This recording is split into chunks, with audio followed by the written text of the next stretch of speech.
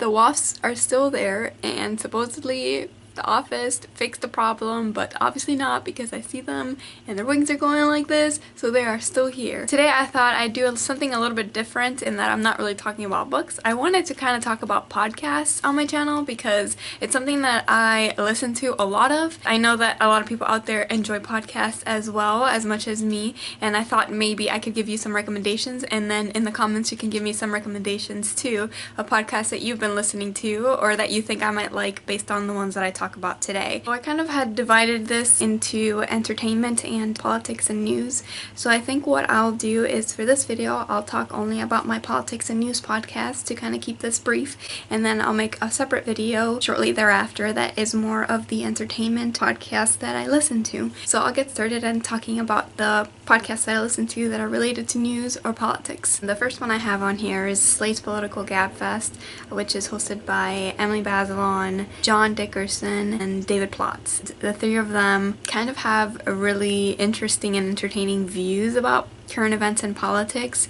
My favorite person from there is definitely John Dickerson, and he's the host of Face the Nation, so he's got some credibility on him. Emily Bazelon writes for New York Magazine, and she mostly focuses on law stuff, so whenever there's anything related to a case or a Supreme Court case, she gives really good context and commentary on it. And David Plotz is kind of like the one that ruffles feathers and gives some pizzazz to the podcast. But I really like them because they're always on top of everything. Since they put one out every week, it's like whatever's going on that week they have really good commentary on. Going along with John Dickerson from the Slate's Political Gabfest, he has his own podcast. It's an election diary podcast. It's only for this election cycle. They're really short, probably like 5 to 12 minute episodes that he puts out every few days or once a week depending on what's going on and how busy he is. And he kind of brings everything together very well in this very small podcast. So if you want something tiny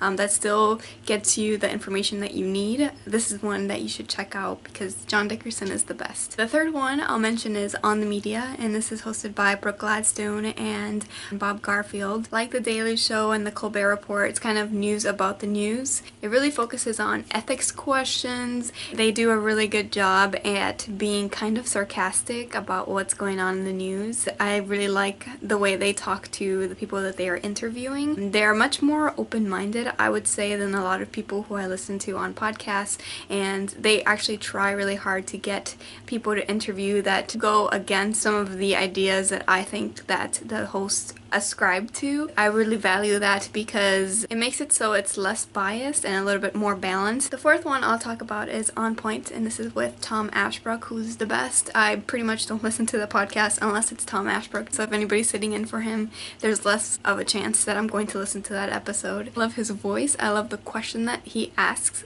all of the people that call in as well as the people that he interviews. He just has a knack for knowing what to ask. Like, they'll talk about foreign policy, which is not something that I know much about, and so he would ask questions in a way that would make it very understandable and relatable to me. He is very good at making it very generalized and easy for the consumer to understand the topic. Plus, he's liked and commented on my Twitter posts about him. So the next podcast I'll talk about is Past Present, and this one is hosted by three historians. One's named Nikki, the other one's Natalia, and the other one's Neil. They all have different focuses on what kind of history they like to focus on, and the whole point of the podcast is to bring kind of like a history lens to news going on today. So if, for example, we're talking about vaccines, they'll bring kind of the contextual history of vaccines, how we got here, and how people have thought of vaccines throughout time. I really enjoy history, and I majored in history during my undergrad. I really enjoy this podcast because it kind of takes me back to the classroom in a really fun way. And last but not least is Code Switch, and this one is hosted by a variety of people who work on the Code Switch blog and website on NPR. They focus on news that has to do with more of a diversity kind of lens of it. So they'll talk about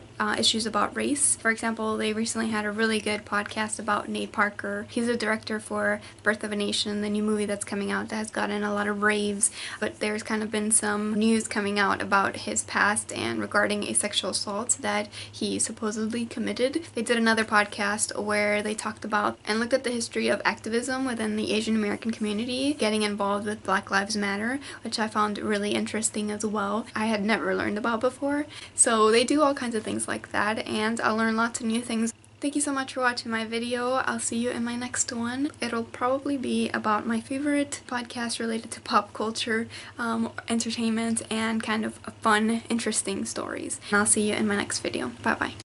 I realized my roommate might be home and I might be talking to myself, quote unquote. I haven't told her that I make videos on YouTube, so